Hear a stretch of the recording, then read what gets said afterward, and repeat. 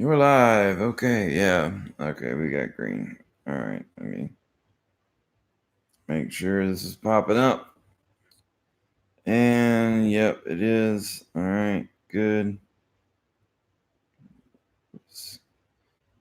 YouTube live now. Whoops. Hard to type on this thing. Rest of the menu. All right, that's on there. Now, um, I am going to talk about something that really affects not only me but other people in the mental health, because it is the people who sell the fake cures or who don't believe in the cures. They want to go off and, I don't know, worship crystals and go find coaches instead of psychiatrists, psychologists, social workers. Not saying that they are the pinnacle, but I'm going to get into it. There's a guy named Tony Robbins. Yeah, I'm going to call out names. I don't care. He has a documentary that I watched called "I'm Not Your Guru." I decided to watch it. Seen Tony throughout growing up. He was even in a movie with Jack Black, that Shallow movie. I don't know if they're friends or not. I have no idea what the correlation is between the two. Anyway, everyone talks about him, and he's on TV, and they have him on all these shows. He even has an interview in Psychology Today, which is a pretty good publication for psychiatry. And the interview I found actually was about the documentary that he did on his 5 week escapade that costs around $5,000 to hopefully get to be picked by Tony himself, but really you work in a group setting, like in a team, is the way it's set up. They go through and they ask him questions. It's all pretty well scripted. They show the lavishness that he lives, but there was one point in the whole thing I could skip over a whole lot of it. I could get past a lot of the stuff that I was seeing, but there was one interaction that he had with this girl, and it infuriated me, completely pissed me off to the nth degree. I did not sleep last night because of thinking about the way the interaction went. Now, I actually went through in that section and I've written out pretty much a transcript of what happened during that moment. And before they get to the 26-year-old, it shows the team meeting where Tony meets with his little minions. I'm going to call them that. Now, I would say group leaders, but they're minions. And each one basically gives him a rundown of the worst cases in their groups. And each one is mentioning suicide and being around murder and, suicide, murder, kidnapping, being held hostage during a terrorist situation, like the worst possible scenarios. And of course, then it goes out of there to a question of, well, why do you want to do this? What made you decide? And his response was, it was pain. That's his beginning statement is pain. And then he talks about his mother and how he loved his mother. He loves his mother to death. She's an amazing woman, but she was addicted to alcohol, addicted to painkillers. And when he tried to leave to go to college, she would grab him by the hair and force him to drink soap and would become violent over time because she then depended on him. Pretty rough stuff. I get it. All right. I can't relate to that sort of violence, but I get it. It's messed up. You don't want anybody, to do that to you. And when it goes to the next scene after that, it shows him with the same guy that was the leader of the little minions, and he's kind of asking, Tony how he wants to do it, and Tony's we're just gonna go out there, and I'm just gonna pick them out. That's what I'm gonna do. So it's kind of it's a lottery. So you're again, you've paid that much money to hopefully get to learn something, gain enlightenment, get fixed, get made better. Anyway, he walks in the room, and of course he's big 6 foot tall, whatever, and he starts asking people to raise their hands if you're really fucked up. And of course, there's people waving like, oh, pick me, pick me, pick me. Well, Tony says, okay, well, these are the people I'm not going to pick. You guys are dead to me now because you're just seeking attention, blah, blah, blah, blah, blah. Which he could be right, he could be wrong, but he's going off statistics that he was given in a group meeting before, because he then states, I'd really like to sincerely bring up somebody who is suicidal. So he's already pinpointing particular people. And he goes into this statistic of 2,500 people in a room. There'd be at least 12 who are suicidal. So now would be your chance to handle. And he says, now would be your chance to handle that shit and not deal with it anymore. So if you're suicidal, stand up. Problem number one, you are not going to go to some damn guru guy or some motivational speaker, life coach, freaking paid advertisement. None of that stuff is going to fix you in any capacity. Stop believing it if you do. If you already don't believe it, then you can understand how ridiculous this is going to get. Now, of course, the room grows silent. Okay, they're going for effect. It's silent, and of course, first camera shot is this attractive female with a scarf and short hair. She's young. Second one is a little bit older female, and then it goes to kind of a wide shot with a few other people, and then this guy suddenly decides to stand up. Now, the guy and the girl that he talks to, I actually believe were the worst cases that did not need to be there, that needed to be in a doctor's office. But Tony picks the girl with the scarf, goes to her naturally, and he does this. He creates tension, which when you're dealing with a mental health issue, like what this woman I'm going to get into, when you have a mental health issue, someone coming up to you in a bullying manner does not make you want to open up. But she was going to do it anyway. So they go through this whole banter back and forth between each other. And she mentions that, her name, she's from Brazil, and her name there is Saul, which I think I'm saying it right, Saul, which means son. And Tony, asks, what do you call a star that wants to kill itself? And she totally pushes that to the side and is like, actually, I'm a son for everyone else. And then it switches back. So she kind of caught him off guard. But anyway, they go through this back and forth. And he eventually pushes her into telling her story. And this woman,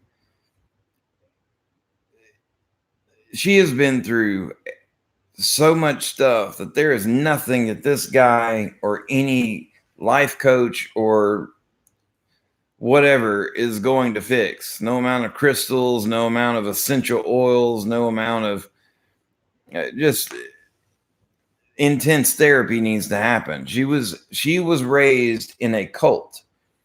She was part of the Children of God cult that was around, and it was a cult that believed in order for the uh, in order to show love or to show God's love, you had to have sex with whoever wanted it. So from like the age of 6, she's been she was basically just raped by all these people, and she watched her brothers go through it, and she watched her mother go through it. And then she said when she reached the age of 12 that she realized that it was wrong, and that it was not love, and she wants to find love. She doesn't understand what love is. So she also brings up the fact that she has to take care of her family because no one else can deal with the pressure of what they've gone through, and they have PTSD basically from the traumatic event that they went through in this whole ordeal.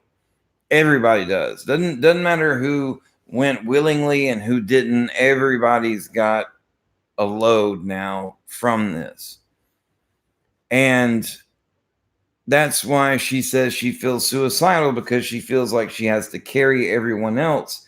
And she's 26 years old and she's never had a relationship. She doesn't know what love is. I mean, this is some deep stuff. This is nothing to bring up in a room of, I don't know, 2,000, 3,000 people. This is not something that a group hug is going to take care of. And I used to give Tony the benefit of the doubt, and people like him the benefit of the doubt, because I've seen people say that, oh, it's magnificent, it's great, I've learned so much, blah, blah, blah, it's made my life better. They give you a false sense of security. They give you they give you an endorphin rush. They give you all the chemicals that you need to feel good about yourself in that moment. But once you leave and you're done with that week-long thing, those 5 days, however long it is, that eventually wears off. That's how the chemicals in our brain work. You do not get the rush all the time. Or if you do, you become tolerant to it, and then you seek that rush even more, which if your rush comes from strictly getting attention, then you're going to become an attention seeker. If that rush comes from using drugs, you're going to go to drugs in order to get that feeling, which then you have a substance abuse disorder. The room eventually erupts in laughter when she mentions that one of her friends told her about Tony's pro little thing, or about him. And as the room goes into laughter, there's a little bit of an ease in the tension, and then Tony goes into daddy mode. He goes into comforter. And he proclaims that she's a miracle, a true miracle, to be honest, in this moment, a miracle to everyone in this room. And again, he's pushing the endorphins. He's building her up. Nothing wrong with building an individual up. There is nothing wrong with making a person feel good about themselves.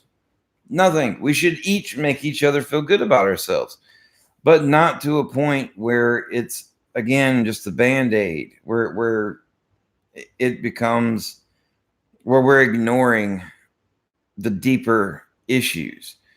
And he goes on to mention how she had been through insane pain, insanity, injustice, and he said something that really pissed me off. He said, "You've not been through pain, you've been through spiritual pain." Now, I don't know if Tony has ever been penetrated before, and that's not a joke in any sense at all. I am bringing this out I doubt he's felt what it's like to have something shoved inside of him repeatedly when he doesn't want it, and to have to go numerous times not wanting it. And on top of that, from the age of 6 till I guess 12 is when she finally broke away. That is 6 years.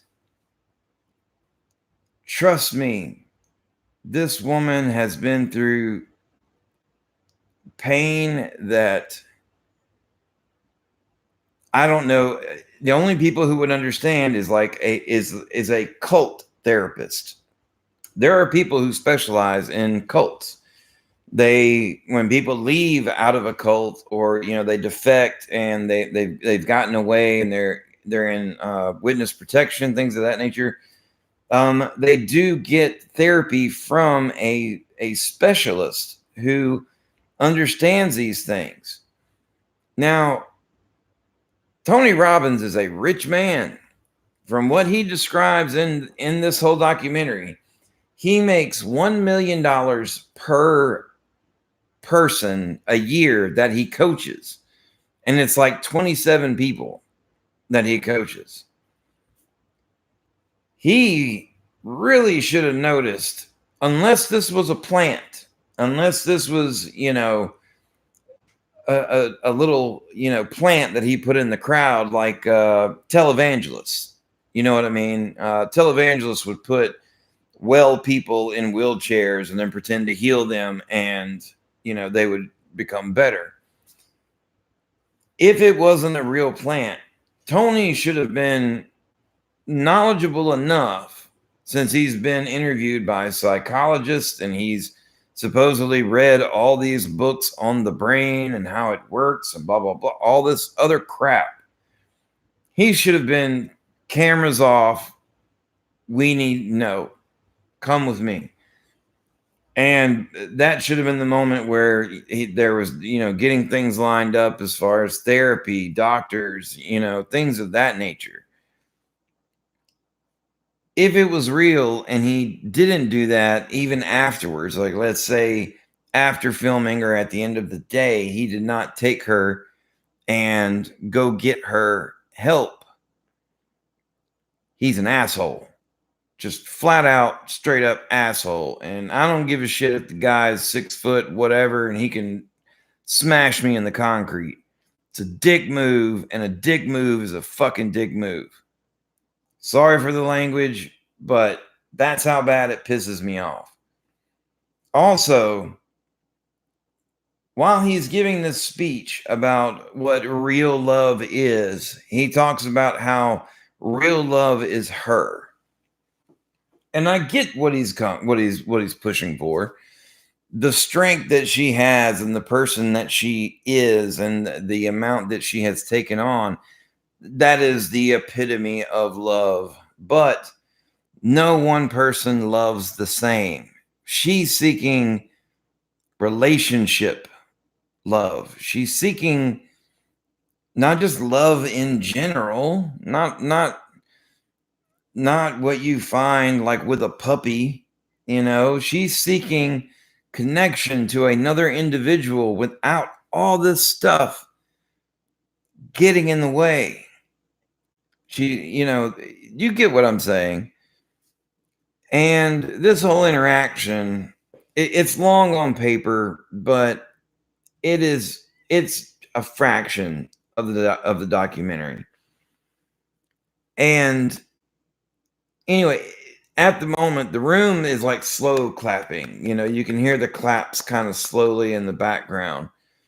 And he starts feeding off of it and using, power words, pure love, and he's describing her, saying she is pure love. And eventually the whole crowd stands up and it's a standing ovation. Yeah. So she gets the endorphin rush. She gets the validity in that area. Now, whether she feels valid herself remains to be seen. That is what psychotherapy is for. That is why you go for a long period of time for psychotherapy, because you need to make sure things stick. It's not just a one-off, right? You when you break your leg, you don't go see a doctor once. You know what I mean? There's, the process of, do you need pins, and, will it set correct, and has it set correct? Cast put on, then the cast taken off, then there's physical therapy for the atrophied muscles. There is a process that goes into it. This quick fix bullshit needs to stop. That woman, if she is not a plant, has mental health issues from the traumatic experience that she has gone through. Her family, supposedly, from what she says, if it's real, they all are suffering as well, and they want to commit suicide. It's like a family of people that want to kill themselves because of this cult. Tony ain't gonna fix that. And he gladly took that money, their $5,000, $6,000, whatever, and put it in his pocket. And, things like this have to stop. It's got to stop. There are things that can make you feel better that are not part of the medical community. If a walk makes you feel better, yes, there is science that going for a walk does make you feel better, but some people, staying home makes them feel better. So, do those things that make you feel better, but don't for 1 second think that you're going to go off and you're going to find this pot of gold that's going to have every answer that you've ever wanted all at once. They're for mental health issues that you are experiencing. It doesn't really work that way. There is a process, and you've got to figure it out. Now, are there road bumps in that process? Yes. Are there charlatans within the medical community? Yes. God Almighty, there are so many people in the medical community who do not need to be there. And there's a whole nother thing I'm going to do on that too. But mainly, and I don't even think this video is going to end up staying on YouTube. Once it loads up and people start finding out the content and the name that's on there, I'm probably going to get a notification, and it'll be taken down and all that stuff. Like it'll be, tossed in the garbage. But that's just how it is in this day and age. He's already had a bunch of other legal battles that he's had to deal with, copyright stuff and sexual harassment, several things. So it wouldn't surprise me. But if he could just learn that it was a dick move, that this is irresponsible to call himself, what was the terminology?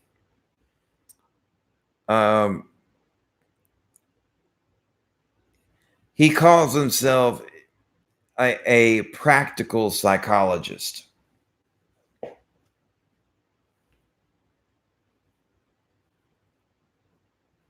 He has no schooling or furthered his education past high school. He is an entrepreneur. He has read books, but he is not a licensed psychologist or psychiatrist. It is not technically not his place to deal with some of the stuff that I've seen in that documentary. But of course, you sign, an NDA agreement, or you sign up saying that, Tony's not responsible for this, that, and the other, and blah, blah, blah. You know how business people protect their asses when it comes to entertainment things. It comes out to where it's all your fault.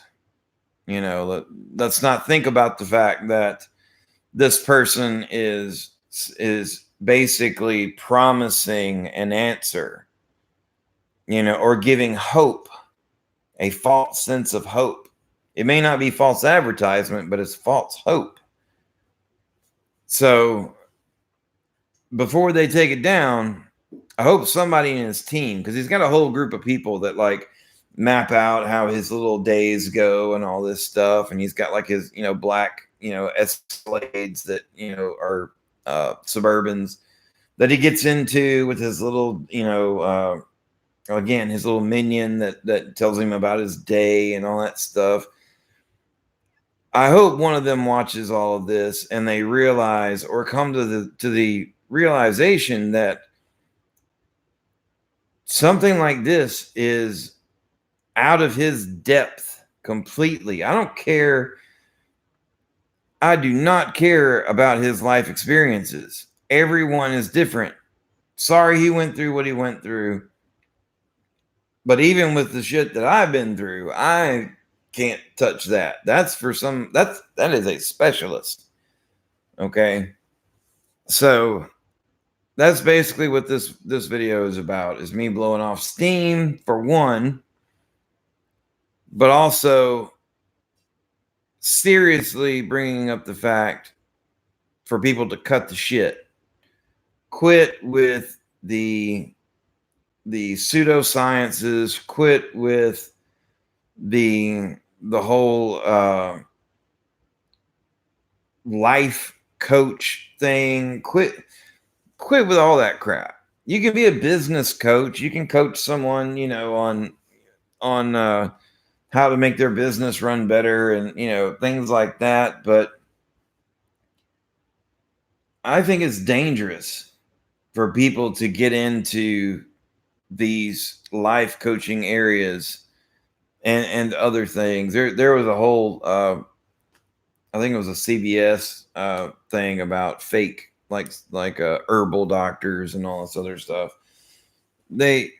All that stuff needs to be kicked to the curb.